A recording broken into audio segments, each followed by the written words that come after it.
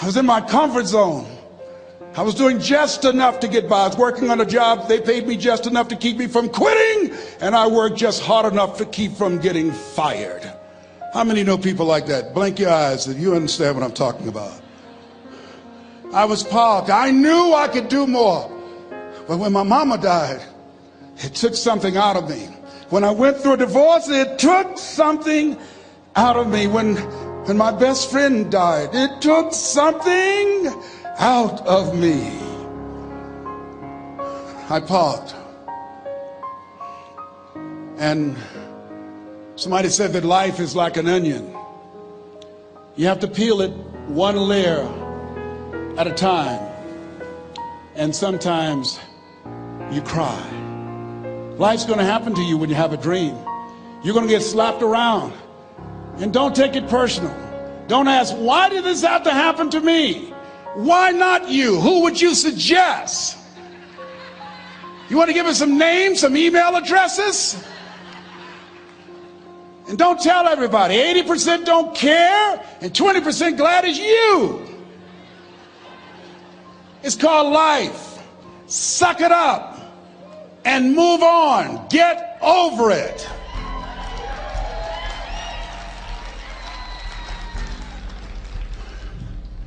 It happens to everybody. Here's the other thing: as you look at your goals and look at your dreams, when you're going through some stuff, repeat out to me, please. When things go wrong, don't go with them. Yes, write that down. When things go wrong, don't go with them. When you're working on a business deal, you're counting on some money. Someone said you will get the loan and it falls through. You have an event and the people that you thought would be there and support you, they don't come through. Or someone turns against you, or you get ripped off. It's going to happen to you. Happened to me. Someone stole all my products, my database, over 180,000 names and addresses. It's not personal. It's going to happen to everybody. It does. 8 out of 10 millionaires have been financially bankrupt. Walt Disney had he filed bankruptcy 7 times and had 2 nervous breakdowns. It's called life. But I got a saying: when life knocks you down, try and land on your back, because if you can look up, you can get up. You've got the power in you to do that. You've got something special. You've got comeback power. Here's the other thing. Let us say together, it's possible. It's necessary. It's me. Yes, write that down. It's me. Take ownership for your life. Nobody can live your dream for you but you. Nobody's going to take care of your business like you. Stop coming up with excuses. Don't give yourself permission to continue to live a small life. You can't fit a big dream into a small life. Give yourself permission to go for it, to test yourself, to challenge yourself, to live full. I like the saying, always strive to get on top in life, because it's the bottom that's overcrowded. The reason you're here is because there's something in you that says, I can do more. This just can't be it. There's something in you. There's a calling on your life. There's something in your heart that caused you to get dressed and spend the money to go to seminar after seminar and listen to message after message and speaker after speaker. Because there's something in you that tells you this is not it for you. You have not peaked here.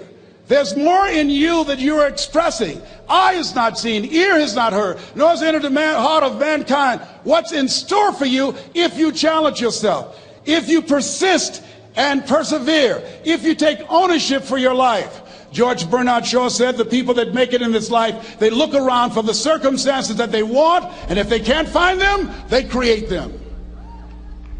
Create what you want. You have the power in you to do more than you can ever begin to imagine, to control your destiny, to make a difference in our children, to make a difference on the planet, to make an impact. Let us say together, it's me. And let us say together, it's hard. Say it like you know it. Say, it's hard. Ladies and gentlemen, it's hard. There are people who have seen their retirements taken away from them by the corporations that they work for. They were within 2 or 3 years of retiring, and they had it taken from them. The number one entrepreneurs in this country now are senior citizens. The number one employer, number two, McDonald's and Walmart. And there's nothing wrong with those jobs. I guarantee you those people did not have a plan to end up living their lives at the end of life with those types of jobs.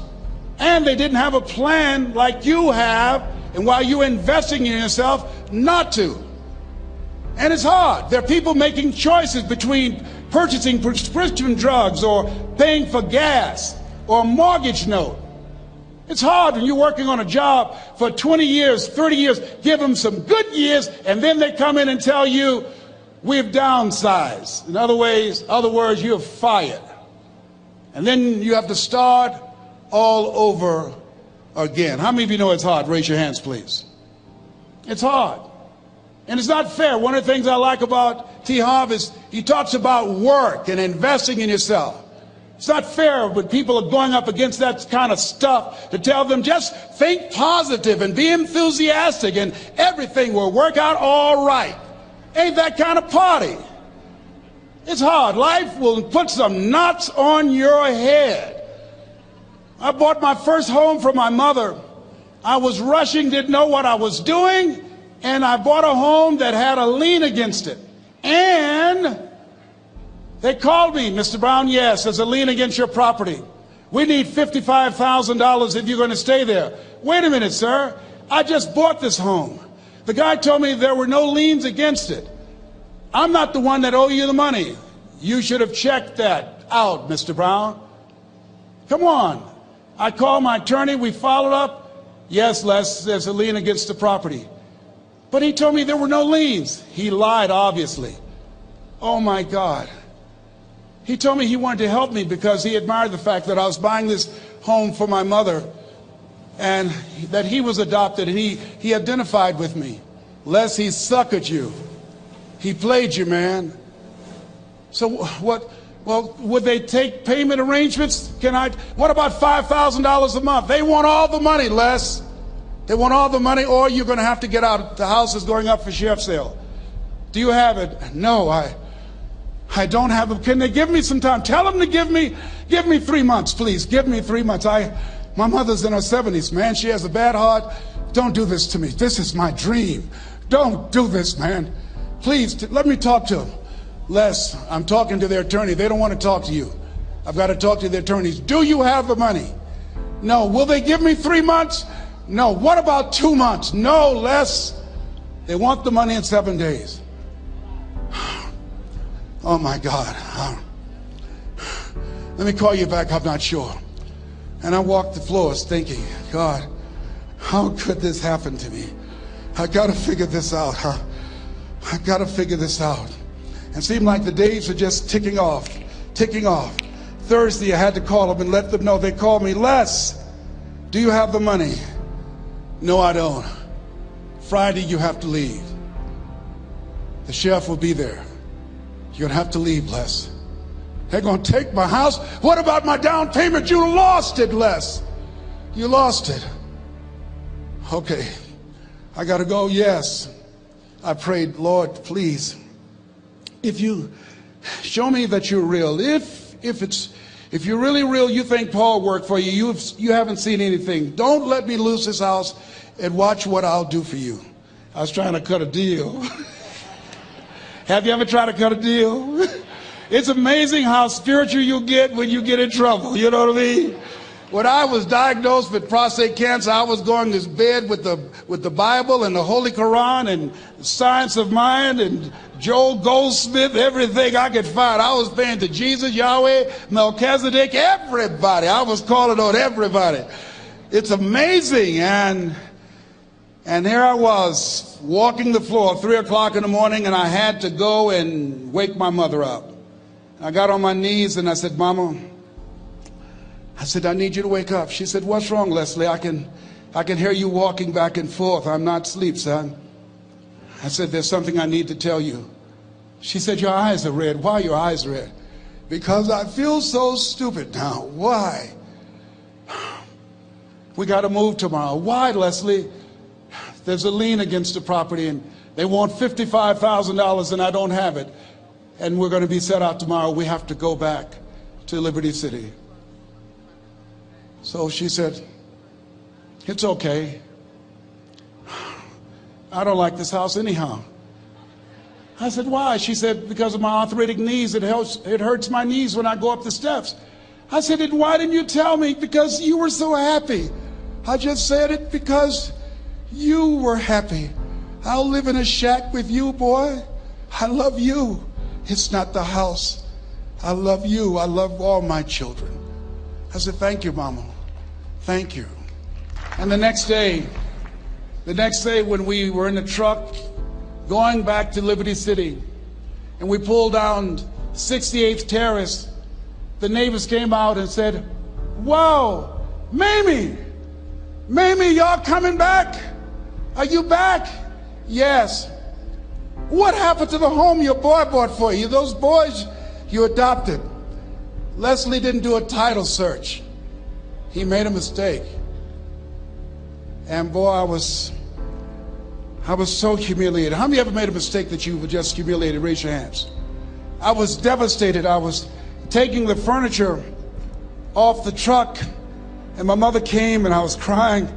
And she said, boy, I said, yes, ma'am. She said, hold your head up. I said, Mama, I can't. She said, hold your head up. I said, why? Look what I've done. She said, it's okay. It's okay. You are going to make a lot of mistakes in life, young man. You're going to fail your way to success. You have nothing to be ashamed of. Keep your head up and take that furniture back in the house. I said, yes, ma'am. And I learned something from that.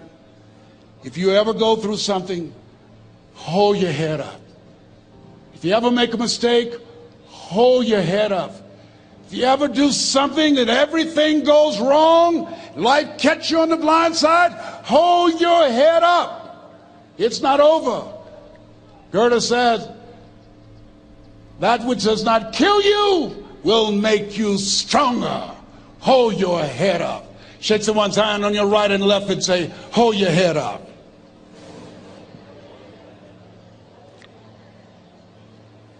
Here's something else, ladies and gentlemen. Repeat after me, please. You got to be hungry. Everybody together, you got to be hungry. I'll never forget Mr. Washington said, Mr. Brown, yes, sir. What do you want to do with your life, young man? I said, sir, I want to be a disc jockey. He said, Mr. Brown? I said, yes, sir. He said, you got to be hungry. I said, what do you mean by that? He said, people that are hungry are willing to do the things today others won't do in order to have the things tomorrow others won't have. People that are hungry are willing to invest in themselves. People that are hungry will go to seminars and workshops. People that are hungry are always searching, always seeking higher ground. So how do you want to make it? I said, I want to be a disc jockey. He says, good. Here's what to do. He said, I want you to read 10 to 15 pages of something positive every day.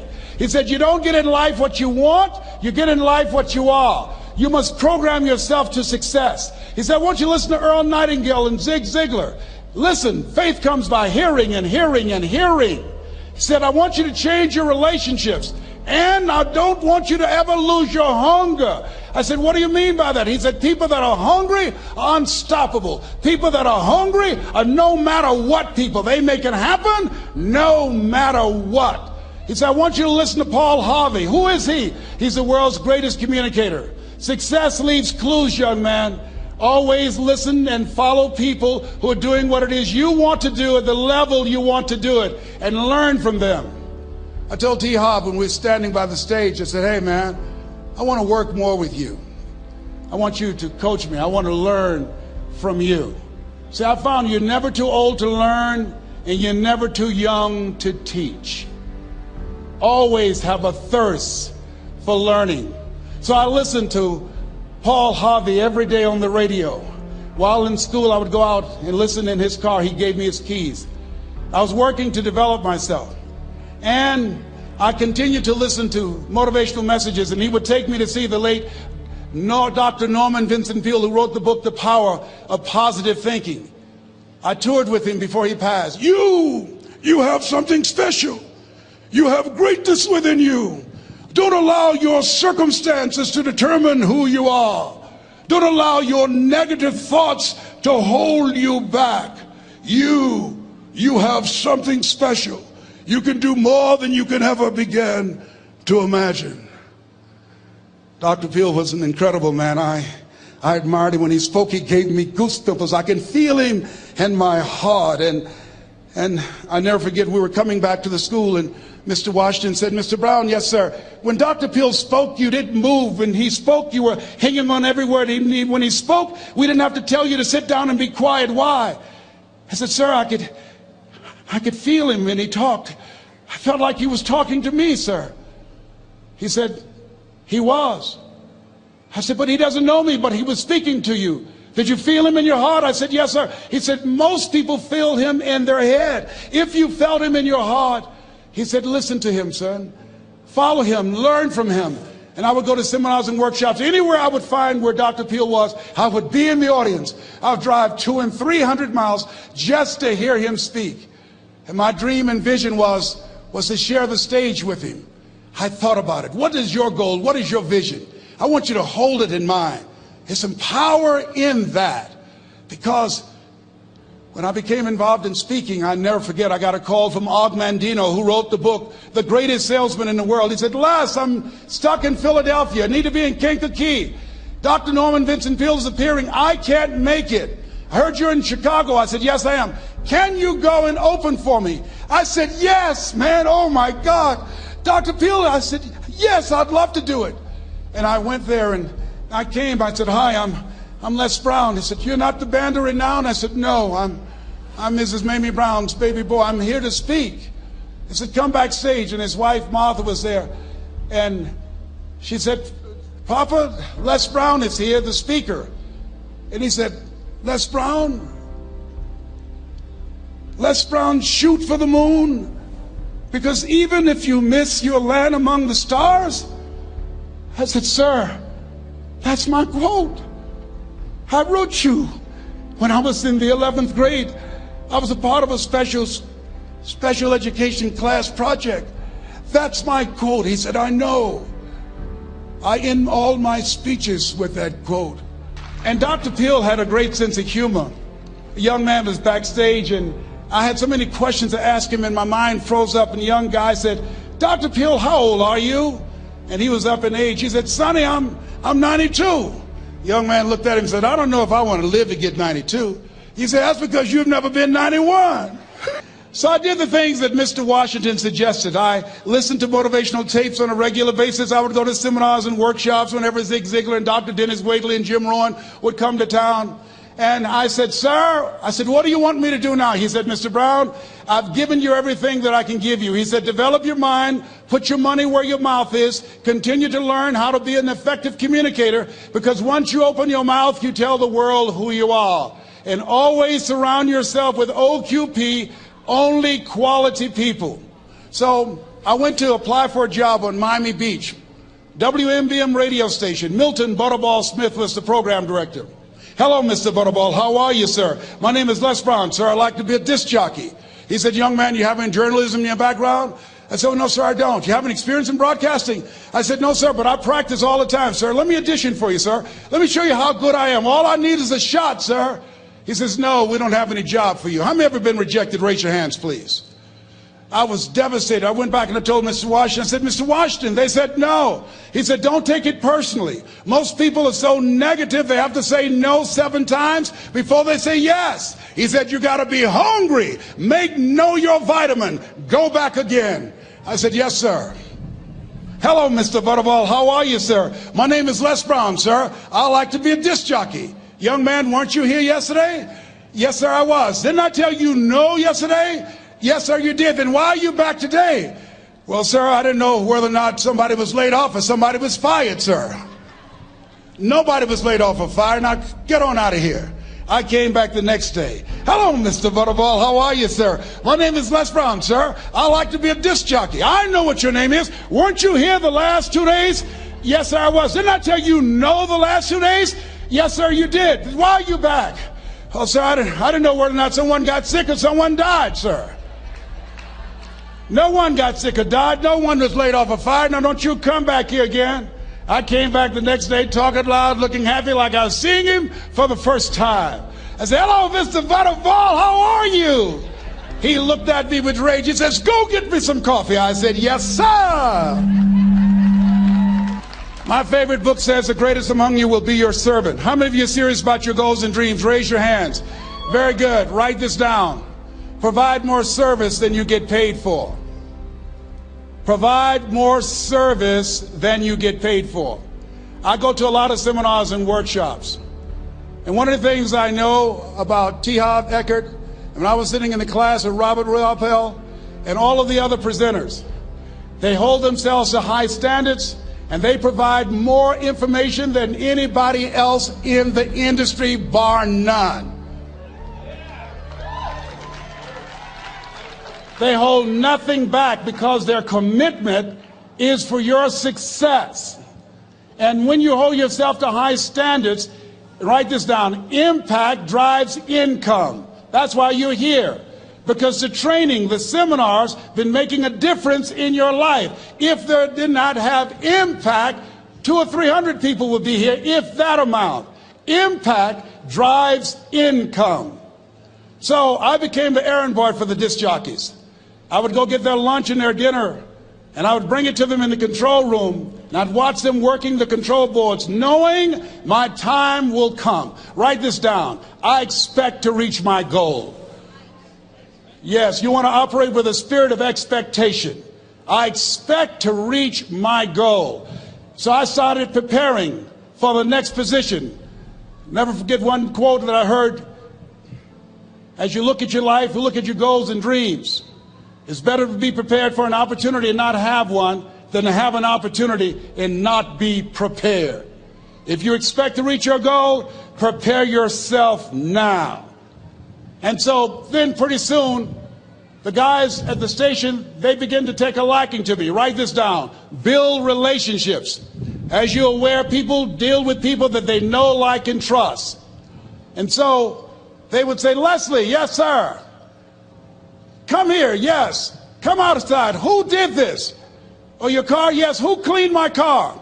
I did, sir. I would wax their cars on the weekend, inside and out. How much do you charge?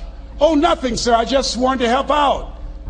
I was providing more service than I got paid for. I was building relationships. They said, whoa, look here.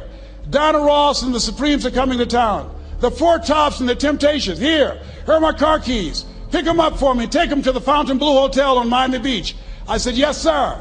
I would drive them all over Miami Beach in their big, long Cadillacs. I didn't have any driver's license, but I was driving like I had some.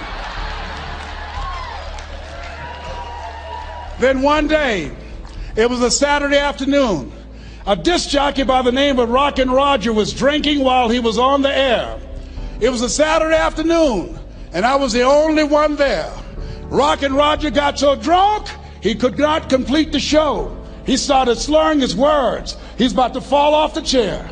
And there I was, looking at him through the control room window, walking back and forth, young, ready, and hungry.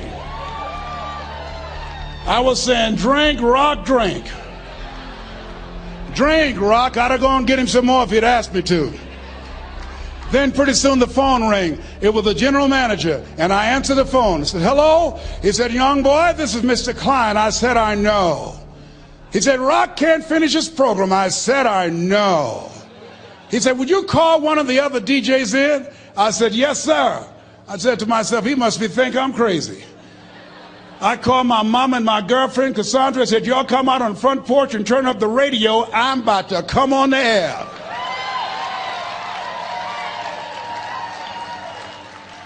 I waited for about 20 minutes, and I called him back. I said, Mr. Klein, I can't find nobody. He said, young boy, you know how to work the controls? I said, yes, sir. He said, go in there and segue the records, but don't say nothing here. I said, yes, sir. I couldn't wait to get old Rock out of the way. I put on a fast record. I said, look out, this is me, LB Triple P. Les Brown, your platter playing papa. There were none before me and there will be none after me. Therefore, that makes me the one and only. Young and single and love Domingo, certified, bona fide, indubitably qualified to bring you satisfaction and a whole lot of action. Look out, baby, I'm your love man. I was hungry. I was hungry. Get old man a round of applause. I was hungry. I was hungry. You got to be hungry. Shake someone's hand on your right and left all around you and say, you got to be hungry. You got to be hungry. To get those dreams out of your head and step into your greatness, you got to be hungry. To get those ideas, that talent, that gift out of your system, you got to be hungry. To get up off the canvas of life and understand what Willie Jolly meant, that a setback is a setup for a comeback, you got to be hungry. People that are hungry are willing to do the things today others won't do in order to have the things tomorrow others won't have. How many of you got value out of what you've heard thus far? Raise your hands, please. Very good. I'd like to leave this with you. I don't know what your goals are. I don't know what you want to do. Here's what I know about you. You have greatness within you. Here's what I know about you. I can help you to live full and to die empty. I can show you what I've learned. If anybody told me that I would be doing what I'm doing now, I leave here today, I go to New Orleans and speak there, then I'll be flown to Barcelona. If anybody told me, given my circumstances, born in an abandoned building on a poor section of Miami, Florida, called Liberty City, both my birth parents stood up and said, hello, son, I would not know either one. Being labeled educable mentally retarded, put back from the 5th grade to the 4th grade, failed again when I was in the 8th grade, no college training. Anybody told me the principles that I would teach you, that they would have the impact that it has had on my life. This Les Brown that you see, I did not know he existed. And I tell you that you have greatness within you. You have the ability to do more than you can ever begin to imagine. Come into the room with me, and I guarantee you your life will never be the same again. I like to leave this with you. I don't know what your goals are. Mine is to find a cure to autism. Mine is to find a cure to breast cancer and to prostate cancer. Mine is to work with our youth and to reduce the recidivism rate in our prisons and help young people learn how to become an asset to our society rather than a liability. Mine is to train speakers to become great communicators, to speak from their heart, not their heads, and teach them how to impact and create a new conversation so people can see the possibilities of life and overcome the possibility blindness that held me hostage for 14 years. I don't know what your goals are, but here's what I know about you, and I don't know you. You've got greatness within you. And I like to leave this with you, something my mother used to love to hear me say. Leslie, yes ma'am, mama, say that thing for me, boy, that makes me feel good. I dedicate this to you, to the greatness in you, and to the dream that you showed up on the planet to produce. And it's simply this: if you want a thing bad enough to go out and fight for it, to work day and night for it, to give up your time, your peace, and your sleep for it. If all that you dream and scheme is about it, and life seems useless and worthless without it, and if you gladly sweat for it and fret for it and plan for it, and lose all your terror of the opposition for it, and if you simply go after that thing that you want with all of your capacity, strength and sagacity, faith, hope, and confidence, and stern pertinacity,